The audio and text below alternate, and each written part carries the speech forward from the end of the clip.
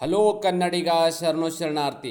ಇವತ್ತು ನಮ್ಮ job ಸರ್ಚಿನಲ್ಲಿ KPSC ಇಲಾಖೆಯಿಂದ ಇದು ಹೊಸದು ರೀನೋಟಿಫಿಕೇಷನ್ ಆಗಿದೆ. ಓಕೆ, ಮೊದಲೇ ಇದನ್ನು ಕನ್ಫರ್ಮ್ನ ಮಾಡಿದರು, ಮತ್ತು ಅದಕ್ಕೆ ಈಗ ರೀನೋಟಿಫಿಕೇಷನ್ ಆಗಿದೆ. ಯಾಕಪ್ಪ ಅಂತ ಹೇಳಿದ್ರೆ ಆನ್ಲೈನ್ ಅಪ್ಲಿಕೇಶನ್ ಡೇಟನ್ನು ಮತ್ತೆ ಇದು ಎಕ್ಸ್ಟೆಂಡ್ ಮಾಡಿದ್ದಾರೆ.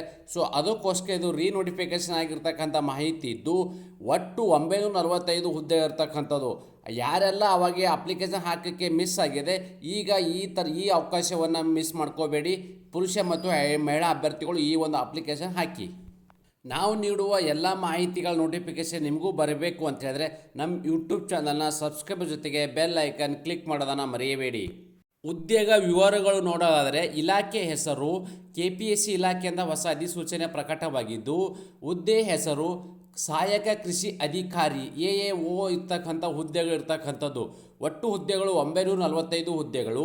ಅರ್ಜಿ ಸಲ್ಲಿಸುವ ಬಗ್ಗೆ ಆನ್ಲೈನ್ ಮುಖಾಂತರ ಅರ್ಜಿಗಳನ್ನು ಸಲ್ಲಿಸಬಹುದಾಗಿದೆ. ಉದ್ಯೋಗ ಸ್ಥಳ ಕರ್ನಾಟಕ. ಅದೇ ರೀತಿ ಯಾವೆಲ್ಲ ಹುದ್ದೆಗಳಿಗೆ ಎಷ್ಟಿಷ್ಟು ವೇಕೆನ್ಸಿಗಳಿದಾವೆಂಬ ನೋಡೋದಾದರೆ ಕೃಷಿ ಅಧಿಕಾರಿಗಳಿಗೆ 128 ಹುದ್ದೆಗಳು, ಸಹಾಯಕ ಕೃಷಿ ಅಧಿಕಾರಿಗಳಿಗೆ 817 ಹುದ್ದೆಗಳು. ಒಟ್ಟು ಹುದ್ದೆಗಳು 945 ಹುದ್ದೆಗಳಿದ್ದಾವೆ. ವಿದ್ಯಾರ್ಹತೆ ನೋಡೋದಾದರೆ KPSC ಅಧಿಕೃತ ಅಧಿಸೂಚನೆ ಪ್ರಕಾರ BSc BTech in food and science and technology, biotechnology ಮತ್ತು ಕೃಷಿ ಇಂಜಿನಿಯರಿಂಗ್ ಪೂರ್ಣಗೊಳಿಸಿರ್ತಕ್ಕಂಥ ಅಭ್ಯರ್ಥಿಗಳು ಈ ಒಂದು ಅಪ್ಲಿಕೇಶನ್ ಹಾಕೋಕ್ಕೆ ಎಲಿಜಿಬಿಲಿಟಿನ ಹೊಂದಿರುತ್ತಾರೆ. ಆಯ್ಕೆಯಾದ ಅಭ್ಯರ್ಥಿಗಳಿಗೆ ಪ್ರತಿ ತಿಂಗಳು ಸಿಗ್ತಕ್ಕಂಥ ವೇತನ ಶ್ರೇಣಿ ಬಗ್ಗೆ ನೋಡೋದಾದರೆ ಕೃಷಿ ಅಧಿಕಾರಿಗಳಿಗೆ 43,100 ರೂಪಾಯಿ ಒಂದು ಪ್ರತಿ ತಿಂಗಳು ಇರ್ತಕ್ಕಂಥ ಸ್ಯಾಲ್ರಿ ಇದ್ದು, ಸಹಾಯಕ ಕೃಷಿ ಅಧಿಕಾರಿಗಳಿಗೆ 40,900 ರೂಪಾಯಿವರೆಗೂ ಇಲ್ಲಿ ವೇತನವನ್ನು ಇರಲಿದೆ. ವಯೋಮಿತಿ ಬಗ್ಗೆ ನೋಡೋದಾದರೆ ಕನಿಷ್ಠ 18 ವರ್ಷ, ಗರಿಷ್ಠ 38 ವರ್ಷ ನಿಗದಿಪಡಿಸಲಾಗಿದೆ. ಓಕೆ, ವಯಸ್ಸಡಿಲಿಕೆ ಕೂಡ ಇದೆ.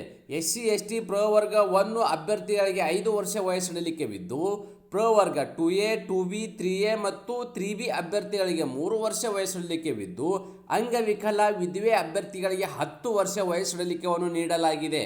ಅರ್ಜಿಯ ಶುಲ್ಕ SC ST ಪ್ರವರ್ಗ 1 ಅಂಗವಿಕಲ ಅಭ್ಯರ್ಥಿಗಳಿಗೆ ಅರ್ಜಿ ಶುಲ್ಕದಿಂದ ವಿನಾಯಿತಿಯನ್ನು ನೀಡಲಾಗಿದೆ.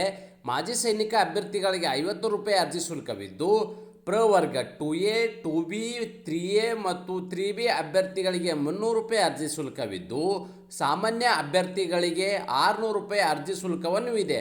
ಹಾಗಾದರೆ ಹೇಗೆ ಪಾವತಿಸಬೇಕು ಈ ಅರ್ಜಿ ಶುಲ್ಕ ಅಂತ ನೋಡೋದಾದರೆ ಇದು ಆನ್ಲೈನ್ ಮುಖಾಂತರ ಪಾವತಿಸಬಹುದಾಗಿದೆ. ಹೇಗಪ್ಪ ಅಂತ ಹೇಳಿದ್ರೆ debit card, credit card, net banking ಮುಖಾಂತರ ಮತ್ತು UPI ಮುಖಾಂತರ ತಮ್ಮ ಆನ್ಲೈನ್ ಅಪ್ಲಿಕೇಶನ್ ಫೀಸನ್ನು ನೀವು ಪೇ ಮಾಡಬಹುದಾಗಿದೆ.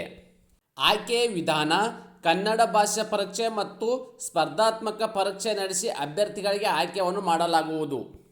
ಪ್ರಮುಖ ದಿನಾಂಕಗಳ ಬಗ್ಗೆ ಮಾಹಿತಿ ನೋಡೋದಾದರೆ ಅರ್ಜಿ ಸಲ್ಲಿಸಲು ಪ್ರಾರಂಭ ದಿನಾಂಕ 3 ಜನವರಿ 2025 ಆಲ್ರೆಡಿ ಪ್ರಾರಂಭವಾಗಿದ್ದು, ಅರ್ಜಿ ಸಲ್ಲಿಸಲು ಕೊನೆಯ ದಿನಾಂಕ 1 ಫೆಬ್ರವರಿ 2025 ಇಷ್ಟು ಒಳಗಡೆ ತಮ್ಮ ಅರ್ಜಿಗಳನ್ನು ಸಲ್ಲಿಸಬೇಕು.